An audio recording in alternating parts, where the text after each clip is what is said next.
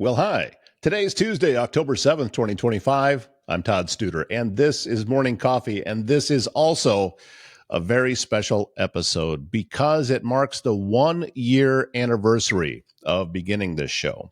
I have recorded close to 270 episodes of Morning Coffee, and then we added a second show called Local Roots because Morning Coffee was getting so full that we needed some extra time to be able to cover other areas around Southwest Iowa with a main focus on Pottawatomie County and Mills County. But we do get out a little bit further than that on occasion. So that was why Local Roots was started. But Morning Coffee began October 7th, 2024. And if you go back and you watch the first show that I did, I was very open about the fact that I didn't know what the show was going to be. I didn't know where it was going, what sponsors we were going to get, what interviews we were going to get. Was it going to anybody ever going to see it? I didn't know. And as it turns out, yeah, people do watch it. Across all of the platforms, we're doing about 1,200 to 1,500 views per day on the channel. And I'm extremely pleased with that this type of programming, local programming focused with this show on Council Bluffs and things that affect Council Bluffs has a need. And that's why this show exists. You know, when I first got started, and those that have been with me since the beginning, you'll remember this, that I was going through my coffee mug collection and talking about each mug that I had. And that was a good idea until I ran out of mugs. It's not an endless supply. And I didn't have as many as I thought I did. The cupboard looked full until I started pulling them out one by one. And then I realized that's not sustainable. I can't keep doing that. So although one of my favorite ones is from Waffle House, and our good buddy Kevin Keith, actually, we had a good conversation on one of the first shows that he appeared on about coffee at Waffle House and driving down to St. Joe, Missouri. That's the closest Waffle House that we have. I'm hoping we can get one a little bit closer, but yeah, it's a southern place, so it's designed to get you some sustenance. We'll put it in air quotes. On a road trip, at least for us around here. But anyway, I'm very humbled by the comments that I've received, by the support that I've received since beginning this show. Going for a full year puts this show in rarefied air. I know that many people think that podcasts are a dime a dozen and there's so many of them and everybody has them, but it's not the case. There's a statistic that you've heard me talk about before, and I'll say it again right here, that 90% of the podcasts that have ever begun don't make it past episode 3. And if you want to reach the 1% of longevity in podcast, make it past episode 21. And then after that, you are there. And this particular podcast, if you want to call it that, it has a little bit of a different feel than a traditional podcast does. And as our good friend Sheila Jenkinson, who has her Growing Small Town Nebraska podcast across the way, when we first met, she said, I love the small market radio feel that you have to what it is that you're doing. And I said, you nailed it. That's exactly what it is, and that's what I set out to do. I still believe that the industry that I came up in my career is still needed. There's a few pockets of places that are still doing media that way, but a lot of them have gotten away from it. A lot of them are using ChatGPT to write articles and passing them off as something that they printed themselves. And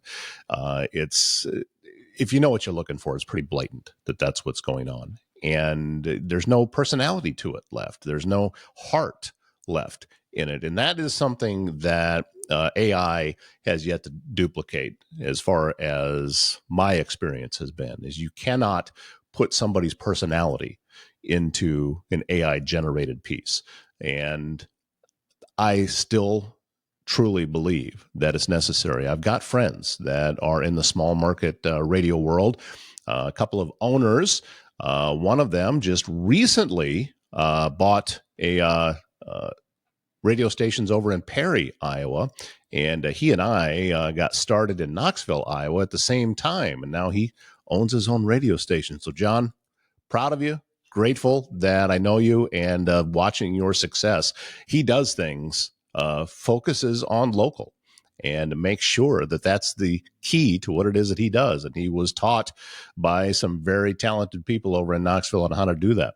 Another one, Kathy and Pat up at KHBT in Humboldt, Iowa. I know that they're doing it the right way, and they are making sure that they focus on the local community. That's what this is designed to do, because we don't really have very many options like that here in the metro area. It's more of a universal, got to cover everything. The previous outlet that I used to be involved with no longer is really focused on local. They want to focus on national stuff. Okay, well, go do that. And you get to decide what you want to do with your own business. And I'm going to decide what I want to do with mine. And what I want to do is to highlight local stories and local people and make sure that they are getting the coverage that they deserve. And that is the point to this show, that full year now into it. And also highlighting some local businesses that we have here in our area. As you know, you have seen, I talk about sponsors that I have on this show all of the time. One of them is Home Care Advocacy Network. They are helping folks maintain their own privacy in their own space, still receiving care and support that has a personalized touch. Home Care Advocacy Network, they know that aging in place is critical for many people, and they have an understanding that assisted living can sometimes be best at home. So their website, hcan.com/Southwest Iowa. Another local business, and these folks are actually based out of Omaha, but they have a local Southwest Iowa identity as well, and that is the AIM Institute. They just had their Heartland Developers Conference at the Mid-America Center last week. I was over there for a couple of days, really putting a strong focus on what's happening here, and they believe so much in Southwest Iowa that they have created a program called the Southwest Iowa Free Technical Training, or SWIFT, with an extra T. It provides accelerated training for Iowans if you're interested in a career in technology. And the great part about this, it doesn't cost you anything. This is a way for you to find out if you have a passion for something in the tech field without investing a lot of money. You can take classes through SWIFT. Some are online, some are in person, and you can find out, is this a path for me? It's all funded by the Charles E. Lakin Foundation, who is critical to many, many projects that take place around Southwest Iowa. So aiminstitute.org is the website to learn more about that. Also, another reason that I am doing as well as that I am is because of this wonderful networking group that I've been a part of for years. And it's called the Council Bluffs Business Connection, or CBBC. And they meet at the chamber office every Thursday morning.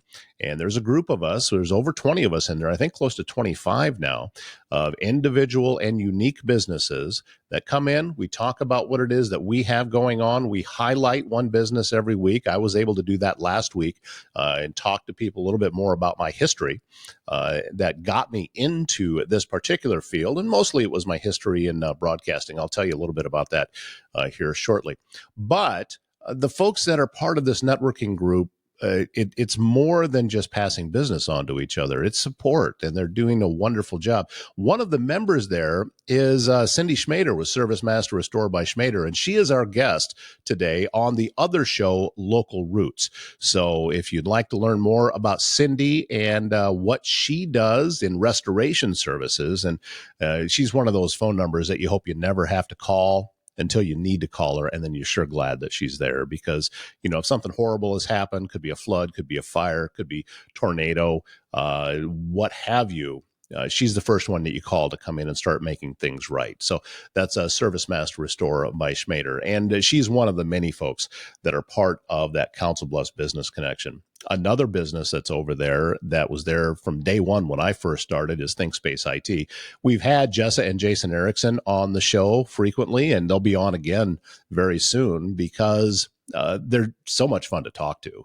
And they make IT, they make it so I can understand it. And that is no small feat, what they are able to accomplish there. They provide expert IT solutions to keep your business running smoothly and securely. And Jessa always has some wonderful tech tips in the Council Bluffs Business Connection when she comes in there. ThinkSpaceIT.com is the website there.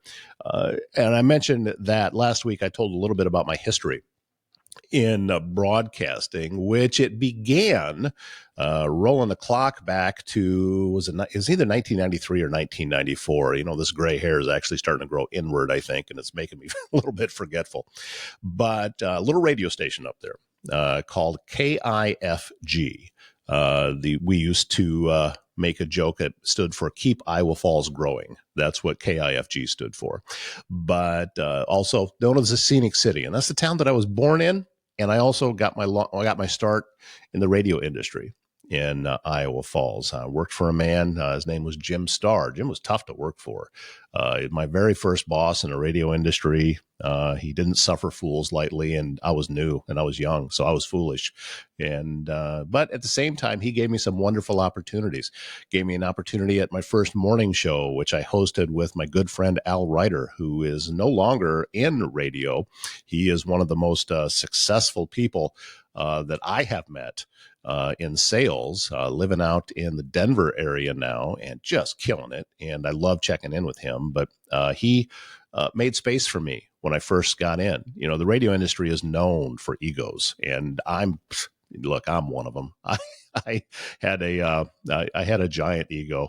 I'll get to that here shortly. But Al, he'd been there since he was 18. And so he'd been there for probably over 10 years. And he just moved aside and let me come in and host a morning show with him and treated me like an equal from the very beginning. And that's rare. It's very rare, especially in the radio industry. So, if it wasn't for him, I don't know that I would have continued on, because he just made it such an enjoyable experience. It was also where I got my start in sportscasting. And I was asked by the station manager, Jim Starr, if I had an interest in doing some basketball play-by-play. Well, I'm a young red-blooded American male. Of course, I want to do play-by-play. So I headed out with him, and we were doing a game in Hampton, Iowa. It was Iowa Falls on the road at Hampton. And I just sat in. It was a girl-boy doubleheader, which happens a lot. So it cuts down on travel time for the schools. And I sat next to him through the girls' game, didn't say a word, just had the headsets on and was listening to him do it. He had a weird style. He would be like 2 plays behind and still describing what had happened, and what's going on in front of him was long. He's not talking about that at all. He's talking about what happened 30 seconds ago. But that was Jim's style. And he asked me at halftime of the boys' game, he asked me what I thought so far. And I thought what he meant was to actually give something to the broadcast and give my do some color commentary for what I had seen so far and be a type of analyst. So that's what I did. And I still remember what I talked about. I said, well, what we're seeing right now at Hampton, and the boys they're having a lot of success offensively. And Ryan Harklaw is he is the main offensive weapon for Hampton. So coaches for Iowa Falls put on a box and one defense, and they put Aaron Stensland on him. These are real names, by the way. I still remember these guys. And put Stensland on the single defender on a box and one defense. But the problem is Harklaw is running in so tight against the pick that he's still popping free, and Stensland can't make his way through that zone. And then Jim says, well, I don't know about that, but our halftime score, he didn't know what I was talking about. But it was after that I found out that I had a passion for sportscasting and got pretty good at it. And in fact, 1 year was named best play-by-play announcer by the Iowa Associated Press. The next year, the same award from the Iowa Broadcast News Association. I credit Lee Hughes at KMA for making me I was able to achieve that level because of his mentorship and what it is that he did. Lee unfortunately passed away earlier this year, but it was I think back at that time, and that was some of the most fun and rewarding times that I ever had doing radio. And I eventually made it to a national network, and I would be on 50 to 60 radio stations at a time. And yeah, I used to make jokes, but it was a true joke that I would be on the air in Maine and in Hawaii at the same time. However, it was what I call factory radio. So we're recording voice tracks over and over and over and sending them down to individual radio stations. And I would do anywhere between 50 and 60 tracks an hour. And you do a 5-hour shift of that. Yeah, you're pretty tired. And that's still what's going on. That's the bulk of the radio industry now. The bulk of the stations, the majority of them, that's how it happens. A lot of them in Omaha. That's how they are. They don't have people sitting live in a studio anymore. They have somebody doing a show from, could be anywhere in the country. And they have the technology now to make it to where you can talk about something local that's happening. But here's what else I have discovered, that if you don't live there and you're talking about it, again, it loses something. It's not as personal as it is with, with this show that I do here. I live in Council Bluffs. This is, when I talk about what's happening in this town, I talk about it because it's my home. And it's because I personally have walked the trails at Fairmount Park. I personally have been up to Hitchcock, and I've camped at Botna Bend, and I have been at many of the parks that are around town, and I set up a booth at the farmers market and all of these things because I live here. And that is what is missing. That's what small market media used to be. It used to be local people reporting on local things. And I truly believe that the desire and the need for that service still exists. That's why I'm doing what I'm doing here with this show, with adding the article styles on the Les Hill Today. So if you go to my website, which is leshillsmedia.com, you'll see Les Hills Today there, and you'll see article styles of different stories. Sometimes when I want to interview someone, it doesn't really lend itself to a full podcast interview, but it does to just doing a story on it. And that's why that now exists. And I am confident that we're going to see a return to that type of localized media, hyper localized media. We're seeing it in different pockets around the country. We are starting to see it in a few places closer to home. I know that there's radio stations in Atlantic that do a good job. KMA is still doing a great job. They're all local, doing news and sports there. Red Oak, that radio station down there. We've got some great stations around here that are still covering local places. Council Bluffs just lacks that. We don't have that level of localism. So that's why this show exists. That's why we have seen the sponsor response to it, because they want to support that type of information. And that's why we are going to continue to do it, and we're going to continue to grow. And I am got some big plans coming up very, very soon that I'm looking forward to being able to tell you about. Part of those big plans is working with Sue Pitts at Just Sue Creative, because she's the one that designed my website and continues to make adjustments to it as the needs change. She can help you too with your website design, search engine optimization. Oh, she is a genius at that. And marketing, content creation, everything you need that's going to take your company to the next level. So if you go to her website, justsuecreative.com, you click on the free consultation button, find a time that works for you. And then you can have that original meeting, and you'll find out pretty quick that Sue is going to be an invaluable asset to you. So justsuecreative.com is her website. Well, we have made it 1 year of shows with Morning Coffee. Again, as I said in the beginning, I'll say at the end, thank you for your support. This is not a Bartles and James commercial for those of my age that remember those.